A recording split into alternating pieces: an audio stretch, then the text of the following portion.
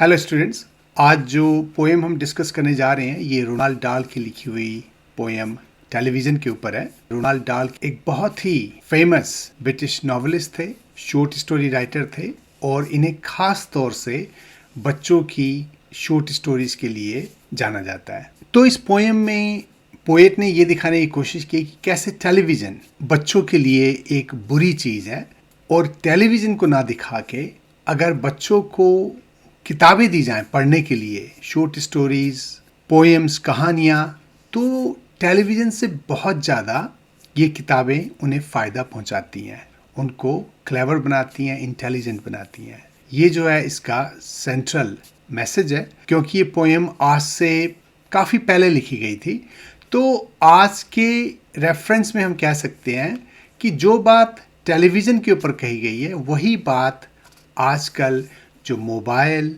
जो social media, जो computer games, play station वगैरह जो बहुत ही आम हो गए हैं और घंटों घंटों हम लोग उस पर जो टाइम बिताते हैं उसके रेफरेंस में भी यही कविता सटीक बैठती है। तो चलिए देखते हैं।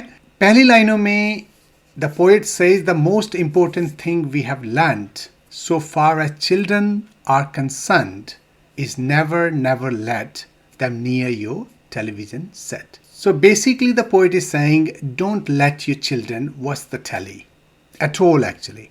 Never. Or better still, just don't install the idiotic thing at all. और इससे भी अच्छी तो बात ये होगी कि तुम घर पे टीवी रखो ही मत. So don't have a television inside your house at all. Just completely ignore it, uninstall it. तो ये जो बात है पोएट कह रहे हैं पहली लाइनों में, in almost every house we have been we have watched them gaping at the screen. तो पोएट यहाँ कहते हैं कि किसी भी घर पे आप चले जाओ तो जो टीवी है आपको हर जगह मिलेगा और हर जगह बच्चे उसे गेपिंग मतलब ताकते हुए मिलेंगे। They loll and slop and lounge about and stare until their eyes pop out.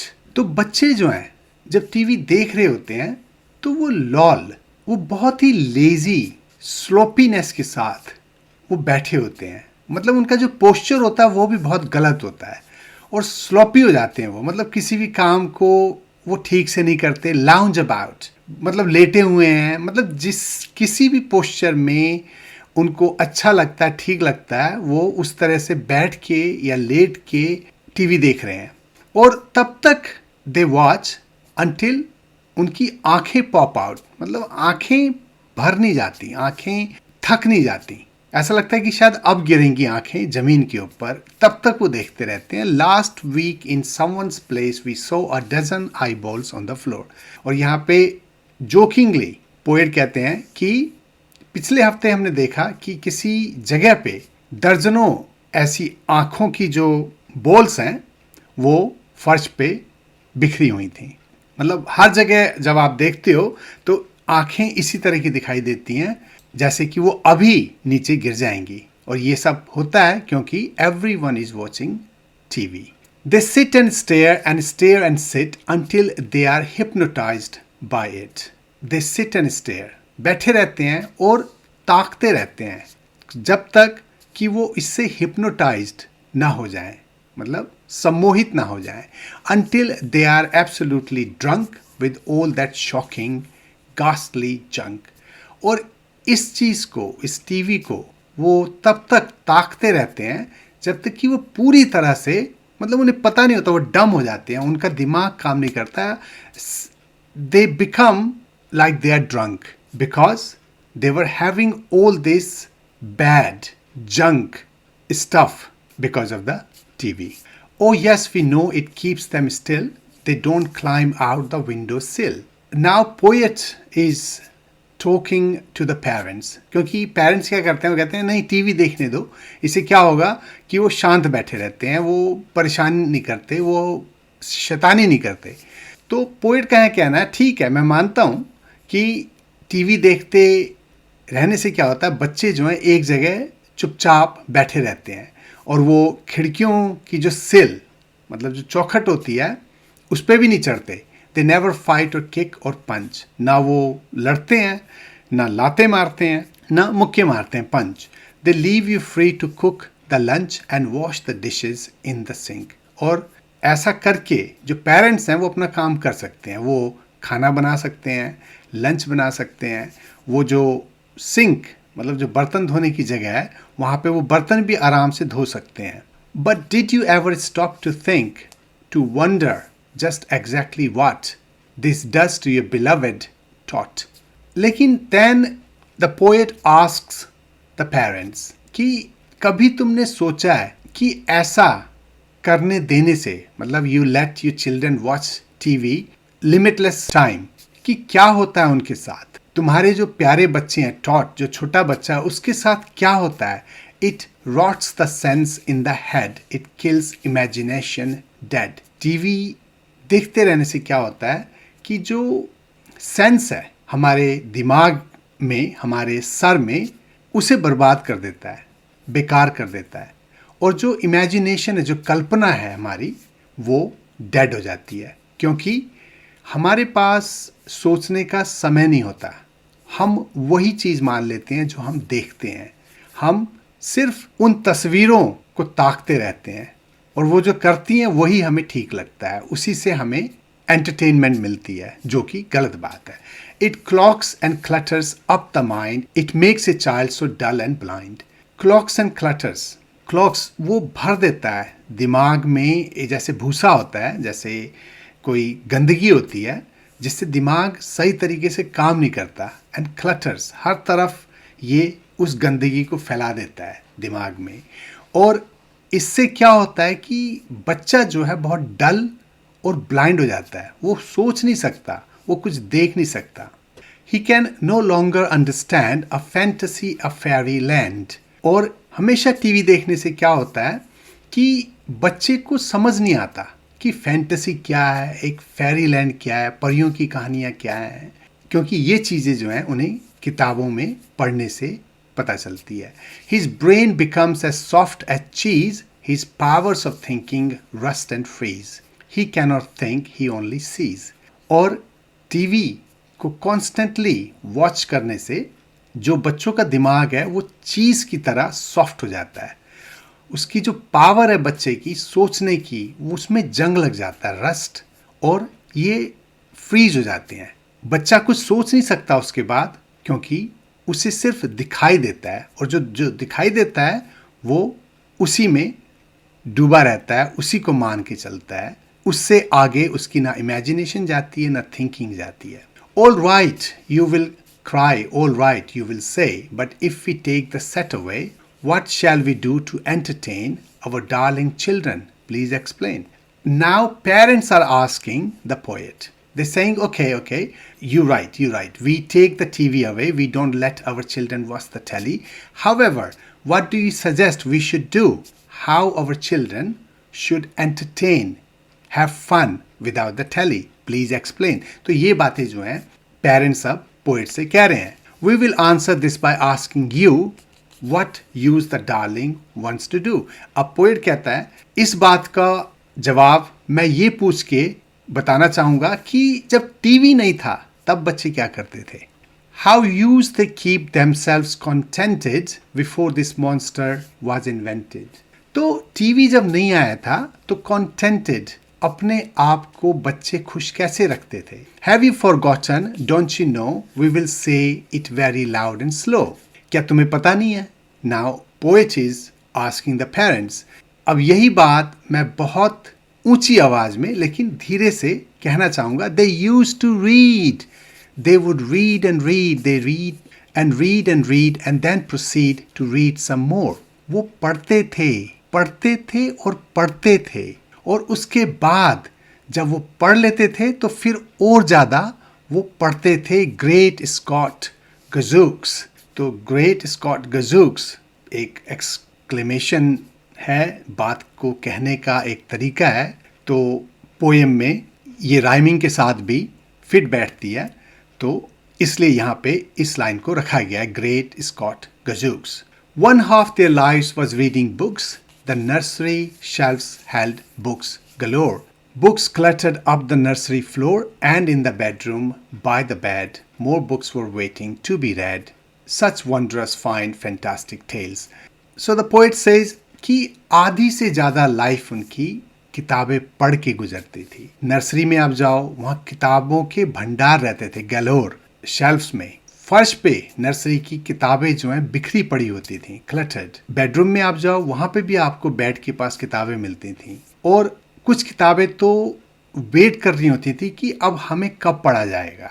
वो लाइन में लगी होती थी और उनमें बहुत अच्छी फैंटास्टिक कहानियाँ होती थीं. Of dragon, gypsies, queens and whales and treasure isles and distant shores where smugglers rode with muffled oars. और इन किताबों में ड्रैगन्स की कहानियाँ होती थीं, जिप्सीज ये जो घुमंते होते हैं उनकी कहानियाँ होती थीं, रानियों की कहानियाँ होती थीं, वेल्स की कहानियाँ होती थीं, खजानों के जो द्वीप होते थे आइल्स उनकी कहानियाँ होती थीं, और बहुत दूर दूर के जो समुंदर के किनारे होते थे डिस्टेंट शोर्स उनकी कहानियाँ होती थीं, जहाँ पर स्मगलर्स बहुत चुपचाप मफल्ड ओर्स चप्पू चलाते थे. मतलब वो चुपचाप आते थे शोर पे खजाना लूटने वगैरह. And pirates wearing purple pants and sailing ships and elephants. Pirates होते थे जिन्होंने पर्पल रंग की पैंट्स पहनी होती थी. उसके बाद वो अपने जहाज़ों में सेलिंग करते थे, एलिफेंट्स ले जाते थे.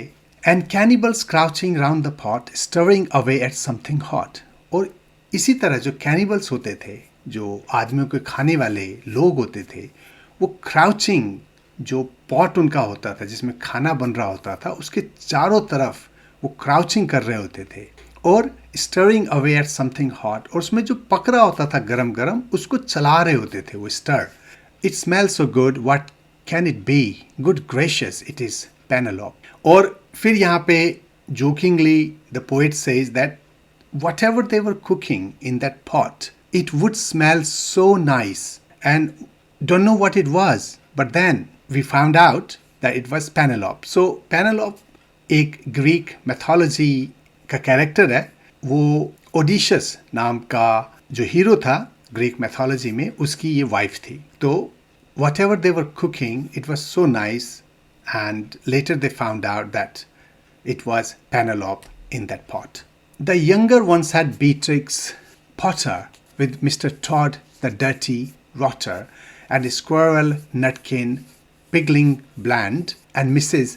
Tiggy Winkle and Just How the Camel Got His Hump and How the Monkey Lost His Rump. अब यहाँ पे पोएट आके कहता है कि और जो छोटे बच्चे थे, मतलब जो थोड़े बड़े थे वो कहानियाँ पढ़ते थे स्मगलर पायरेट्स वगैरह की, लेकिन उनसे जो छोटे होते थे वो बीट्रिक्स पॉटर जिनके characters Mister Toad, Squirrel Nutkin, Pigling Bland, Mister Tiggy Winkle. तो बीट्रिक्स पॉटर एक बहुत फेमस शॉर्ट स्टोरी राइटर हुई हैं ब्रिटिश, और इनकी कहानियों में ज़्यादातर एनिमल्स वगैरह होते थे. तो ये जितने भी कैरेक्टर आप देख रहे हैं, Mister Toad, Squirrel Nutkin, Pigling Bland, Mister Tiggy Winkle, ये सारे उन्हीं कहानियों के हिस्से हैं. और इसके साथ साथ ही poet further says that camel got his hump and how the monkey lost his rump. ये रुडयार्ड किपलिंग की कहानियाँ हैं. रुडयार्ड किपलिंग वही हैं जिन्होंने जंगल बुक को लिखा है. बहुत फेमस शॉर्ट स्टोरी बच्चों की राइटर हुए हैं ये. और इसके साथ ही Mister Toad and bless my soul, there is Mister Rat and Mister Mole. और मिस्टर टॉड और Mister Rat and Mister Mole ये जो हैं the Wind in the Willows नाम की एक किताब से ली गई हैं, और इसको ब्रिटिश नॉवेलिस्ट केनेथ ग्राम ने लिखा था. तो ये सारे जो कैरेक्टर्स आप देख रहे हैं यहाँ पे, ये बच्चों के कैरेक्टर्स हैं, और ये जो हैं राइटर्स जो हैं ये बच्चों के बहुत बड़े राइटर हुए हैं. तो पोएट इज ट्राइंग टू से look, in the past children used to love these things, you know, the characters, and they were famous writers, famous short stories. So why they can't do the same thing again? Oh books, what books they used to know, those children living long ago. तो ये जो किताबें थीं कितनी अच्छी किताबें थीं. Fantastic books they used to be, and children used to know them. So poet is saying, and they can know the same books again if you just remove the TV from the scene. So please, oh please, we beg, we pray, go throw your TV set away, and in its place you can install a lovely bookshelf on the wall. Parents, ऐसा करो, जाओ, मैं request करता हूँ, मैं तुमसे कहता हूँ कि अपना जो टीवी सेट है उसे फेंक दो और उसकी जगह एक बहुत अच्छा सा जो बुक शेल्फ है उसको लगा दो दीवार पे. Then fill the shelves with lots of books, ignoring all the dirty looks. और उन शेल्फ्स को बहुत सारी किताबों से भर दो और जब बच्चे तुम्हें गुस्से से देख रहे हो तो उन नजरों को अनदेखा कर दो. Ignoring all the dirty looks. The screams and yells, the bites and kicks, and children hitting you with the sticks. शायद वो चिल्लाएंगे, तुम्हें काट लें, तुम्हें किक करना चाहें और शायद हो सकता है छड़ी लेके तुम्हें मारने को दौड़े बच्चे. Fear not, because we promise you that in about a week or two of having nothing else to do, they will now begin to feel the need of having something to read. लेकिन parents, don't be afraid, because the poet says, I promise you, if you do that, if you get rid of the TV and then you install the bookshelves and fill it with lots of books, and the children might go crazy. They might give you angry looks and all that. However, 1-2 हफ्ते के अंदर जब उनके पास करने को कुछ नहीं होगा, मतलब टीवी नहीं होगा, तो उन्हें ये ज़रूरत आन पड़ेगी कि वो कुछ पढ़ें. And once they start, oh boy, you watch the slowly growing joy. और एक बार जब वो किताब पढ़ना शुरू करेंगे, oh boy, मतलब फिर ये कहने का तरीका है, एक्सप्रेशन है, एक्साइटमेंट का. फिर तुम देखोगे, you watch the slowly growing joy that fills their hearts. They will grow so keen. They will wonder what they had ever seen in that ridiculous machine. तो और जब उनके दिल में खुशियाँ समाएंगी क्योंकि वो इतनी अच्छी अच्छी किताबें पढ़ेंगे और वो और पढ़ना चाहेंगे. They will grow so keen. और फिर वो सोचेंगे ऐसा क्या था उस ridiculous machine, उस टीवी में, उस बेकार की चीज़ में, that nauseating, foul, unclean.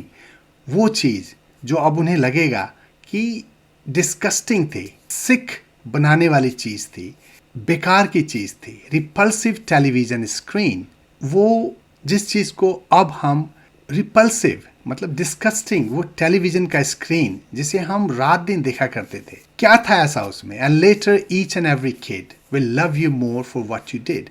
और उसके बाद हर एक बच्चा तुम्हें प्यार करेगा क्योंकि तुमने उसके लिए ये चीज़ की. मतलब तुमने टीवी को हटा के तुमने किताबें उसके लिए वहाँ पे रख दी, उसके लिए वो तुम्हें और भी ज़्यादा प्यार करेगा.